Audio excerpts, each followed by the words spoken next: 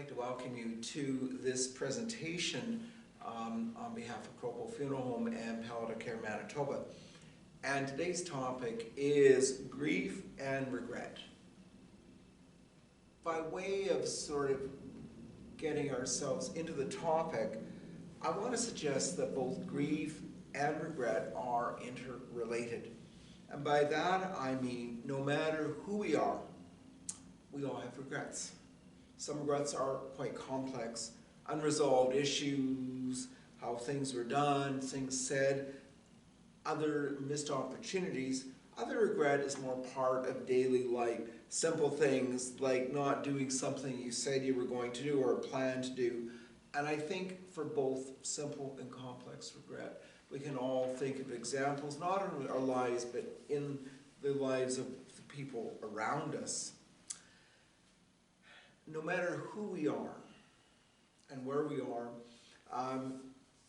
the past 18 months with the impact of COVID-19 has changed our lives significantly. That COVID-19 has upended and changed everything in the ways that few could have imagined. It has made life more complex.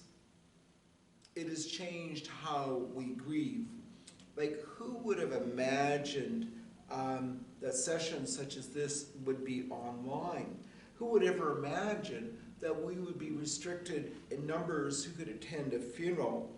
Who would have ever imagined delayed funerals? Who would have ever imagined live-streamed funerals? And yet, this is the world in which we live. Things will get better with vaccines, but we're still working through this, and that is going to take time. So in this presentation, I want to divide it into four major themes. First, introductions. Secondly, to look at what is grief, what is loss, and obviously what is regret. To look at some theories of grief.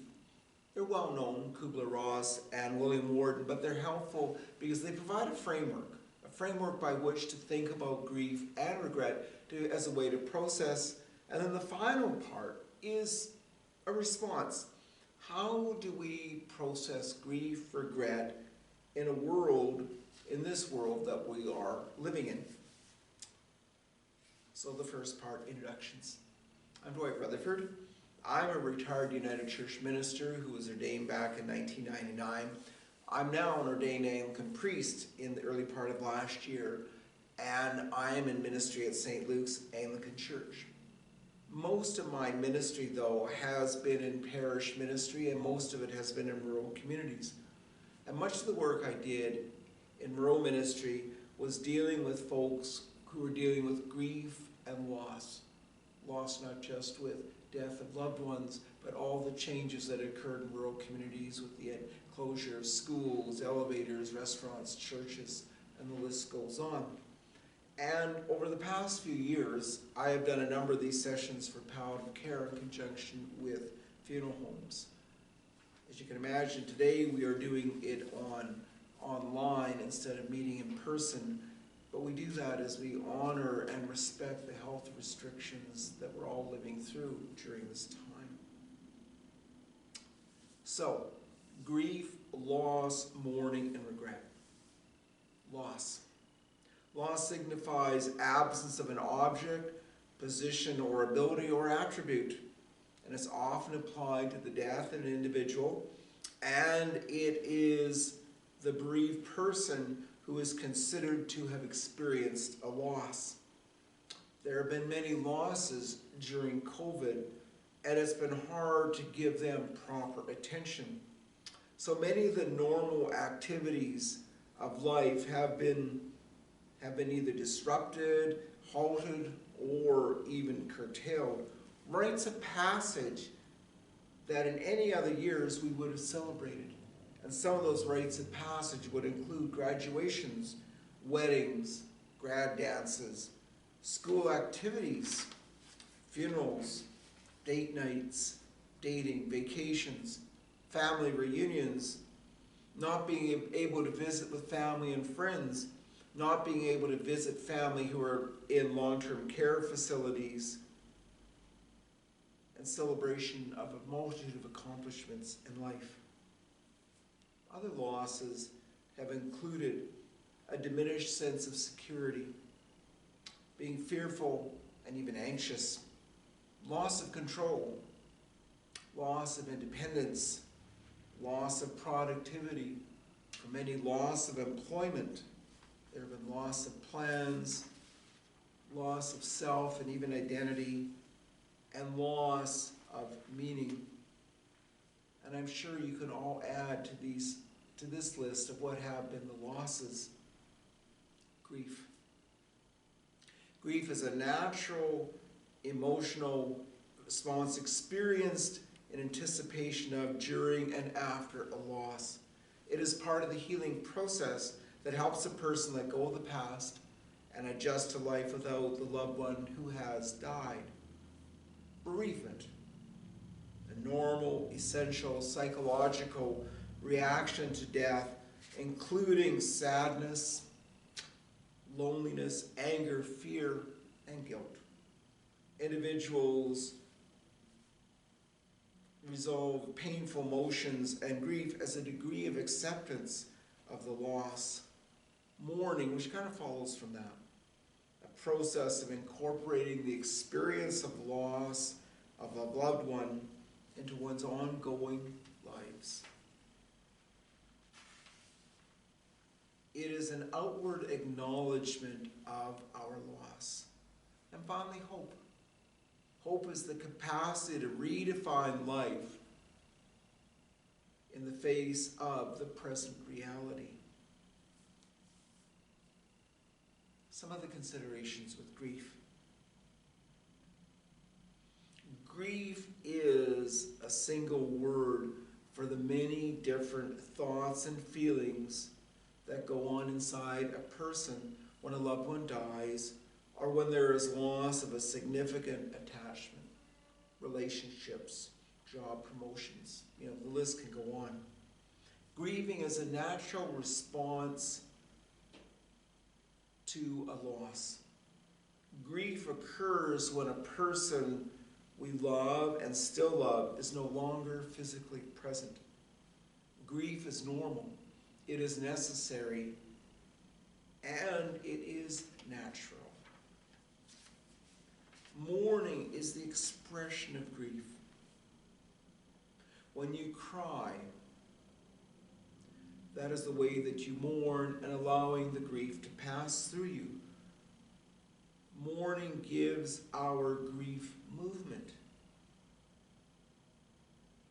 Mourning propels us to reconcile our grief and find ways to approaching and developing a new normal.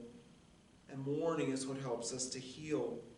It is natural to grieve, and it is imperative to mourn.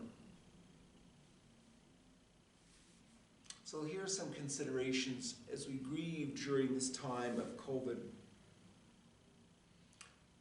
There is, in this time, large amounts of complicated grief. And yes, there is grief overload. All grief, though, you can say, is complicated. What makes the current state so challenging is that almost everyone will have multiple losses to work through. Everyone will have multiple losses with different contours and different intensity. While complicated grief is not an illness, it is also true that there is currently the need to be supported, to have supportive communities, which may not be available at this point in time. In other words, we need our communities to be together to process our grief. And we'll come back to that in a moment. And regret. So what is regret? Webster's would define regret as follows: to mourn the loss of or death of, to miss very much, to be sorry for, and so aroused by circumstances beyond one's control and power to respond. We all have regret in our lives for things done, for things said. And we all process it at a different pace and in different ways. So I'm going to invite you to spend some time thinking on your own. What regrets have you experienced in your life? What have been the large or complicated regrets? And what have been the more normal or smaller regrets that you have experienced? I'm also going to invite you to think about how you handled this regret and how you responded to it.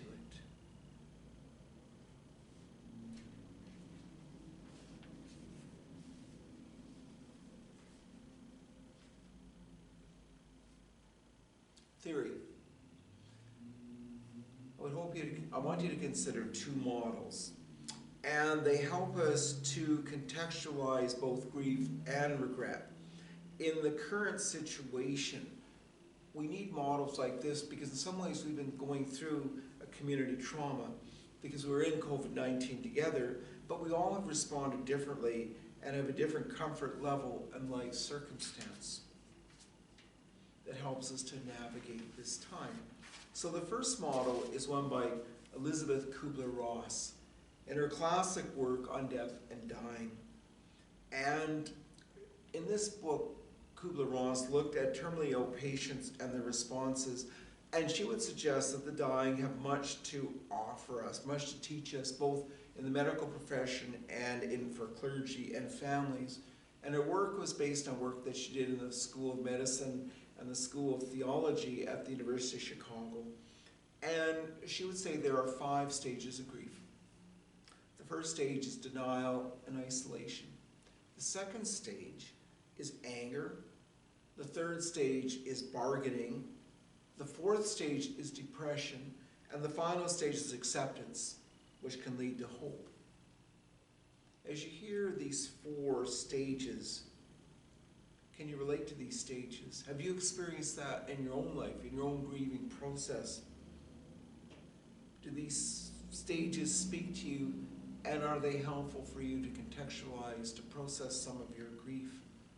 In other words, have you experienced the emotions that Kubler-Ross has spoken about? The next model comes from William Worden and his book, Grief Counseling and Grief Therapy. And he reminds us that people have grieved for thousands of years. Grief isn't new, it's always been present. And that he also argues, and does that quite persuasively, that both mourning and grieving are necessary. And then after one sustains a loss, there are certain tasks of mourning that have to be accomplished to return to equilibrium or normalcy to be reestablished, and the process of mourning to be completed. So he would say there's 4 tasks to mourning, not dissimilar to what Kubler-Ross would say. The first task is to accept the reality of the loss. The second task, to work through the pain of grief. That grief is pain, and that to process grief, you have to let the grief pass through you. And that cannot be speeded up. It is done on grieving's time, or as a clergy person, I would say on God's time. Task 3 is the adjusting to an environment in which your loved one is missing. And knowing that death can challenge one's fundamental life values and even philosophical beliefs. It's also adjusting to that new environment. For some, it is taking on whole different roles that they might not have had to do, running the household duties, banking. You can just name a myriad of things that you probably won't experience for the first time. And task 4 is to emotionally relocate the loved one and move on with life. That, of course, is the hardest to accomplish, and some might say, for example, in that they would never love again, that life would never return to normal. There's no time frame for that. It is, as we all experience grief differently, but we also process grief differently. And Worden would add that mourning is completed when all these tasks have been completed, and that mourning is a long-term process. And I would add that in these 4 tasks, you can go back and forth in the various tasks depending where you are at a certain point. And again, I want to ask the question, when you hear these 4 tasks, can you relate to them? Have you experienced going through these tasks, but not having been able to name them? And maybe most importantly, does that structure and framework speak to you? Does that offer you some mechanism by which to deal with your own grief and with the regrets that you may experience? So the final section is a response. How do we deal with grief and regret? I presented 2 models by which to look at grief, and also would be to look at regret, and also provided with some definitions. So now I want to suggest some processes that to keep in mind as you work through your grief and your regret. There's a resource that came out of the United Methodist Church in the United States, and this resource notes that it is natural to grieve, but it's also natural to heal. That we are a resilient people. Being out of a church context, they say as God's creation, God created some pretty hardy folks. When we give our losses the attention they deserve, when we do not give them or dismiss them out of hand, we find it difficult to grieve, to process. We validate their worth and move forward where that will begin the healing. In other words, it's acknowledging the pain that we're feeling. It's acknowledging that this is not what we expected or wanted. But when we do that, we can begin a process of moving forward and healing. It is equally important in there to allow others to tell their story and have others hear that story of your experiences. Because by telling our story may be the most important way to heal after a loss, to handle the grief, and yes, to handle the regret.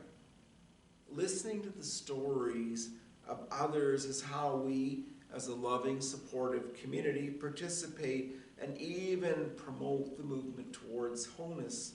So how might that work? How might we tell the story?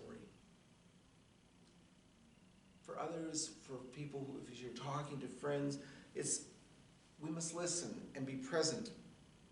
We must resist the impulse to explain or deny.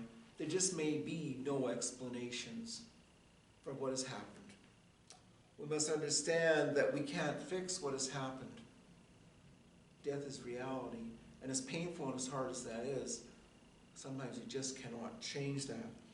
And that realize that people need more than a just how are you or even a hug. Now that's pre-COVID times, because now we're discouraged from doing that.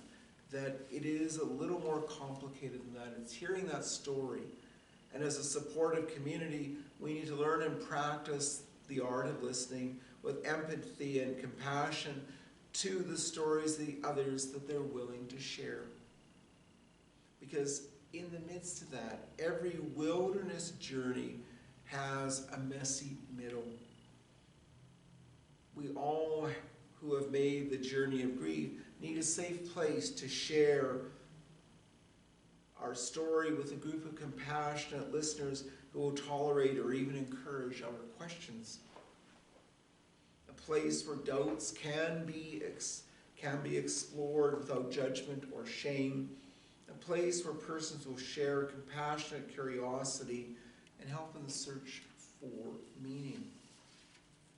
It is a realization that in the midst of that, we're not alone. In the midst of the communities that we develop, be it these sorts of online presence, other ways to share that story with each other of grief. In other words, that is responding to our needs, responding to the trauma that we have experienced. And it suggests that we have a need as human beings for connection, for calm, for self-efficacy, i.e. doing something, for safety and hope. And that's what we're looking for as we handle grief, as we handle regret. Looking for a connection a sense of calm, a sense of efficacy, safety, and hope. Some other considerations I'd like you to think about. In the midst of our grief, in the midst of our regrets, I think we can recall American President Franklin Roosevelt in his inaugural address in March of 1933, when he said to America, still dealing with the effects of the Great Depression, that all you have to fear is fear itself, as a way to process and get through things. Other things that I would encourage you to do is keep up your routines as you do your processing, like get regular meal times, sleep times. Even if it's hard, develop some form of balance in your lives that to separate, say, a work environment from a home environment. It is acknowledging this new world. It's even learning new things, like, using WebEx or Zoom or these online platforms that we're doing here today. And if you think you can't do it, you can do it, because it's amazing how many people have adapted really well to it. And in my congregation, some of the ones who've been most adept at it have been our seniors, which is really, really impressive. It is acknowledging our grief. It is acknowledging our regret. It's acknowledging this can be stressful. It is okay to mourn. It's even okay to be angry at what has happened.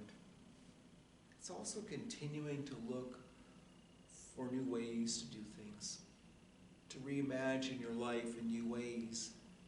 It's not building things straight away, but it's helping you in your process to think about how do we move forward. Knowing that sometimes there'll be stumbles, sometimes it'll be very easy, other times more hard, and moving in between that, because that's what both the models of grief have suggested. Although there are stages of grief, you move in and out of those stages as you work your way through that. And also the final piece would be, during this time, is to continue to follow the healthcare directives. That get your vaccine when it is available to you, knowing that as we do this, that will be part of the new life as we move through that we pass through COVID, we pass through our grief for something new to emerge. And remember that we're not alone, and that together we get through this. And as we do that, it is to remember at all times, be kind to yourself. When you're kind to yourself, it can lead to healing and processing of regrets. Thank you for listening.